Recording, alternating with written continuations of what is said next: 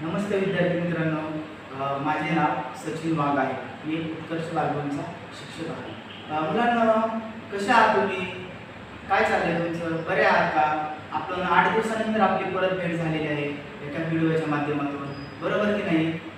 बघा, आपण काय करत असतो, सकाळी सकाळी लवकर उठत असतो आणि लवकर उठल्यानंतर आपण पटकन काय करत असतो माहिती आहे का? समोरच आपल्या दाराच्या समोरच आतमध्ये आरसा लावलेला असतो. आपण त्या आरशाकडे पाहण्याचा नेहमी प्रयत्न करतो. कारण बघा, तुम्ही आंघोळ करून आल्यानंतर छान छान तेल लावता, त्यानंतर कंगवे तुम्ही विंचरता, बरोबर की नाही? विंचरल्यानंतर तुम्ही बघा लगेच आपलं काय म्हणतात पावडर घेत असताना तोंडाला लावता. ते तुम्ही लावताना काय करता माहिती आहे? आरशामध्ये पटकन पाहता. आरशामध्ये पाहिल्यानंतर तुम्हाला खूप छान दिसतं, बरोबर की नाही? जसं तुम्ही एखाद्या कार्यक्रमाला जाता किंवा एखाद्या लग्न समारंभाला जाता आणि गेल्यानंतर तुम्ही काय करता? जाण्याच्या अगोदर आरशामध्ये पाहता. आरशामध्ये पाहिल्यानंतर तुमची जी प्रकृती आहे ना, तेच तुम्हाला दिसते, आहे का नाही? थोडासा भाव इकडे तिकडे झाला असेल तर तुम्ही पटकन काय करता? व्यवस्थित करता.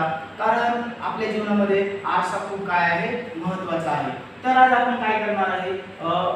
बुद्धिमत्ता या विषयामधील आपल्या घटकाचं नाव आहे प्रतिमा. प्रतिमा म्हणजे मी तुम्हाला 1 मिनिट सांगणार आहे. प्रतिमा म्हणजे एका मुलीचं नाव नाही, तर प्रतिमा म्हणजे बघा, आपण आरशामध्ये असेल किंवा पाण्यामध्ये असेल, बघा आपण एखादी नदी असते, नदीमध्ये आपण डोकावून किंवा विहीर असते, विहीरमध्ये डोकावून पाहिल्यानंतर आपली प्रतिकृती तिथे दिसते, त्यालाच आपण प्रतिमा म्हणतो. पण ती प्रतिमा कोणती असते? त्याला म्हणतात जलप्रतिमा. तर आपल्याला आज आरशातील प्रतिमा बघायची आहे. प्रतिमा म्हणजे दुसरं वेगळं काही नसून मुलांना आपलं चित्र. प्रतिमा म्हणजे दुसरं काही नसून स्वतःचं चित्र. फक्त प्रतिमामध्ये आरशामध्ये एवढंच दिसतं की आपली डावी बाजू उजवा हात डावीकडे असतो, डावा हात उजवीकडे, एवढंच आपल्याला प्रतिमामध्ये दिसत असतं. प्रतिमामध्ये असं वेगळं असं काही नाही. ठीक आहे, तर बघा आता आज आपण आरशातील प्रतिमा बघणार आहोत, बरोबर की नाही? तर आरशातील प्रतिमा पाहण्यासाठी त्याच्यामध्ये बघा थोडासा फरक आहे, आपण तो समजून घेणार आहोत. तर आपण पहिल्यांदा एक उदाहरण पाहणार आहोत. उदाहरणाच्या माध्यमातून आपण काय करून घेणार आहोत? समजून घेणार आहोत, बरोबर ना? तर मी तिथं उदाहरण लिहिलंय 1, 2 आणि 3. उदाहरण आहे 1, 2 आणि 3. याची आपल्याला आरशातील प्रतिमा बघायची आहे. मी काय म्हटलं? मी असं उभा राहिलेलो आहे. आरशातील प्रतिमा म्हणजे माझा हा उजवा हात आहे, तो डावीकडे जातो आरशामध्ये, आणि डावा आहे तो उजवीकडे. एवढाच त्याच्यामध्ये आरशातील प्रतिमामध्ये काय असतो मुलांना? फरक असतो. दुसरं असं वेगळं काही नाही. ठीक आहे, तर आपण एक उदाहरण पाहतोय. एक संख्या दिलेली 1, 2, 3. ती संख्या आहे 123 आहे. तर 123 ही संख्या आपल्याला बघा प्रतिमेच्या आरशातील प्रतिमेच्या माध्यमातून कशी बघायची आहे ते पाहताना आपण काय म्हटलं? बघा आता 3 हा कुठं आहे? उजवीकडे आहे. तर 3 हा उजवीकडे असल्यानंतर आपण काय म्हटलं? उजवी बाजू डावी दिसते आणि डावी बाजू उजवी दिसते. ठीक आहे, मग कसं होईल यार? 3, 2, उजवी बाजू इकडे डावीकडे आली, बरोबर ना? आणि डावी बाजू उजवीकडे गेली.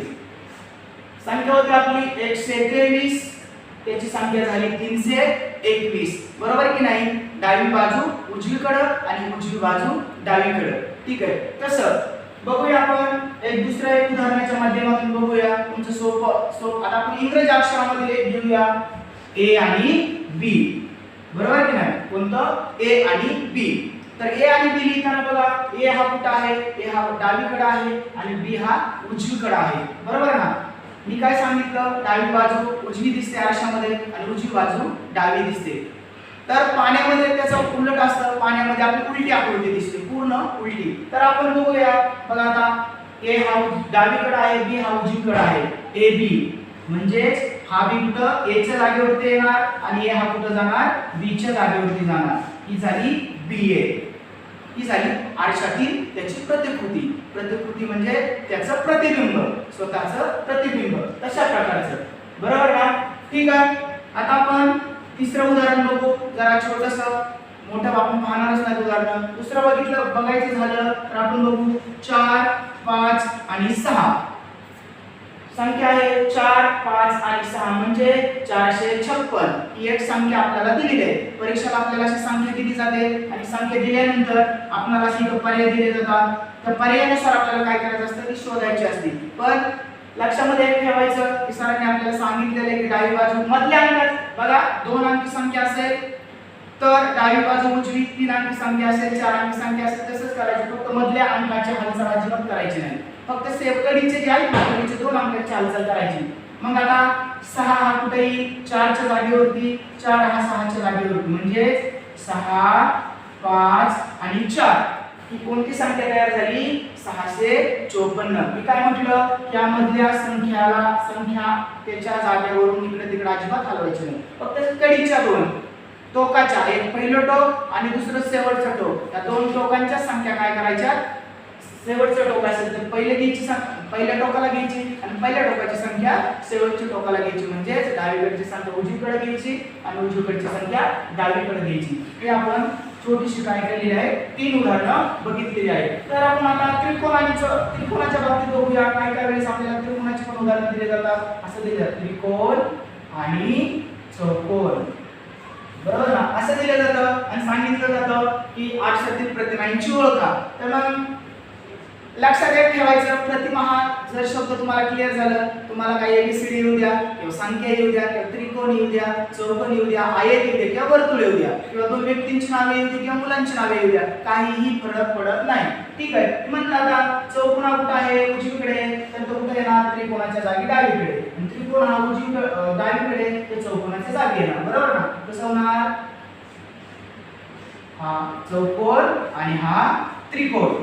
ओके, अशा प्रकारचे आपलं काय होणार आहे उत्तर तयार होणार आहे. हे खूप सोपं असतं, पण आपण काय करतो लक्षामध्ये घेत नाही. लक्षात न घेतल्यामुळे ते काय होतात आपल्याकडून चुका होतात, आणि चुका झाल्यानंतर आपले जे मार्क्स असतात ते काय जात असतात म्हणजे काय चुकत असतं आपलं ते, कारण दुसऱ्या मुलांपेक्षा आपण खूप मागे पडत असतो.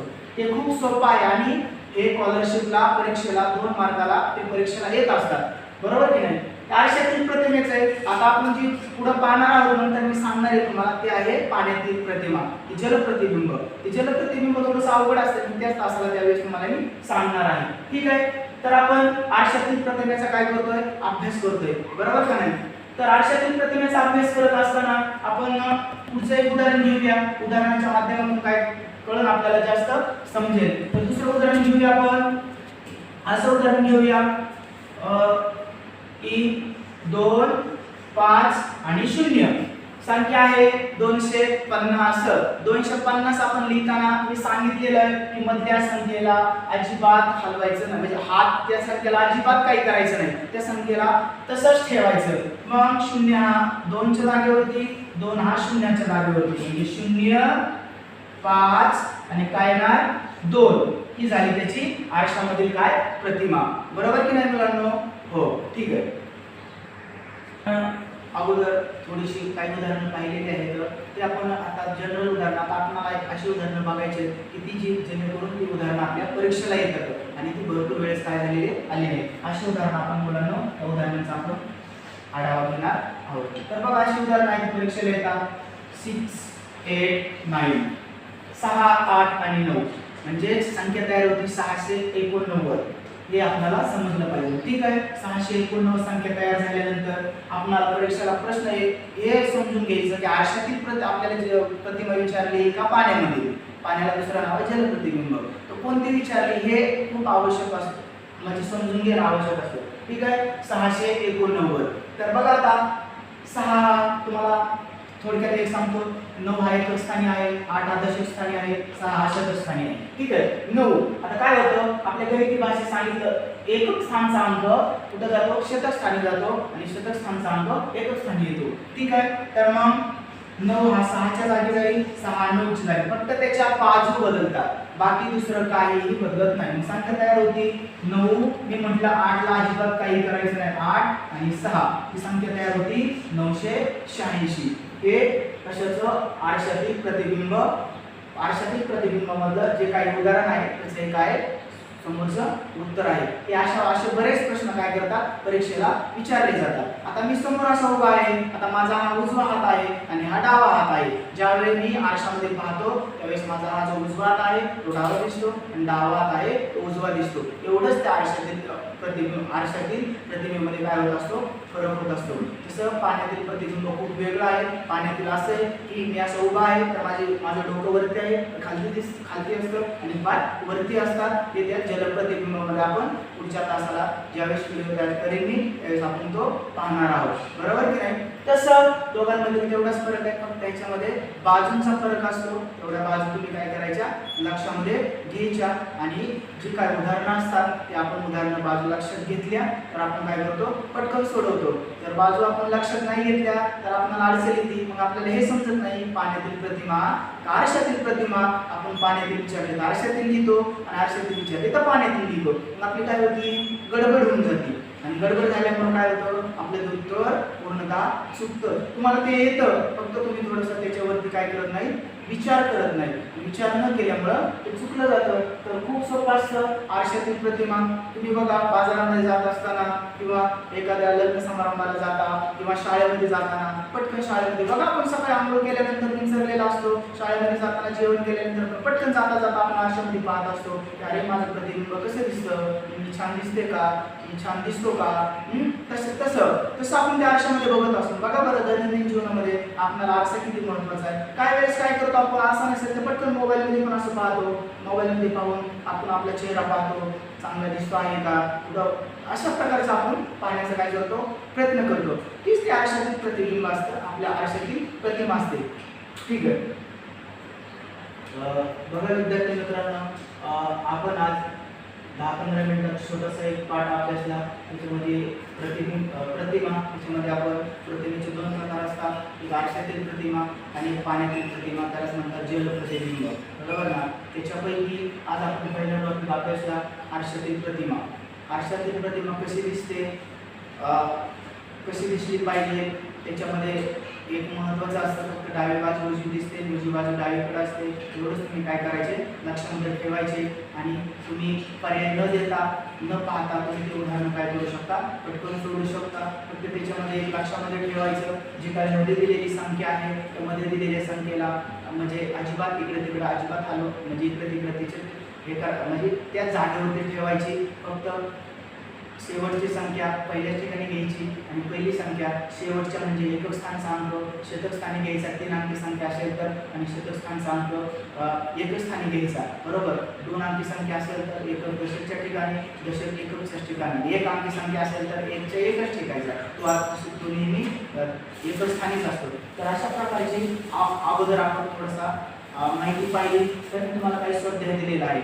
बघा शाळेमध्ये शिक्षक तुम्हाला एखादा गाणं शिकवल्यानंतर स्वाध्याय देतात. ते स्वाध्याय का देतात, ते स्वाध्याय अशासाठी देतात की मुलांनी हे शिकवलेलं मुलांना माझ्या समजलं का नाही. जर समजलं असेल तर त्यांनी जेव्हा क्लास घेतलेला त्यांना व्यवस्थित, अन्यथा नाही समजलं तर ते म्हणतात की घरी गेल्यानंतर तुम्ही एकदा जे शिकवले ते मी पहा आणि पाहिल्यानंतर परत मला काय करा, नाही आलं तुम्हाला तर मला वर्गात आल्यानंतर विचारा तुम्ही, बरोबर की नाही. हे सर येत नाही ते येत नाही विचारा, ते समजून सांगतात. पण सोडवताना प्रामाणिकपणे सोडवायचं, बरोबर की नाही. एक त्याच्या वहीमध्ये न पाहता ठीक आहे चुकीचं असेल तरी सोडून आणा. आपण काय करू नंतर त्याचा काय करू प्रत्यक्ष आढावा घेऊ. कोणतं बरोबर उत्तर आहे मी तुम्हाला सांगेल. तर मी काही फळ्यावरती तुम्हाला 7 उदाहरणं दिलेली आहेत. ते खूप सोपी आहेत, तुम्हाला ते माहिती आहे. सर मी संख्येची उदाहरणं दिली आहेत. त्याच्यामध्ये मी 2 टॉपिक सांगितलेले नाहीत पण ते सांगण्याची मला गरज नाही की तुम्ही समजून घेऊन ते उदाहरणं सोडवतात. तर त्याची 7 उदाहरणं दिलेली आहेत की ते घरी गेल्यानंतर व्यवस्थित उदाहरणं सोडवायची. जे उदाहरणं येत नाही ते आल्यानंतर मला विचारायची. आपण काय करू पुढच्या तासाला त्याचा काय करू आपण अभ्यास करू. Okay, thank you.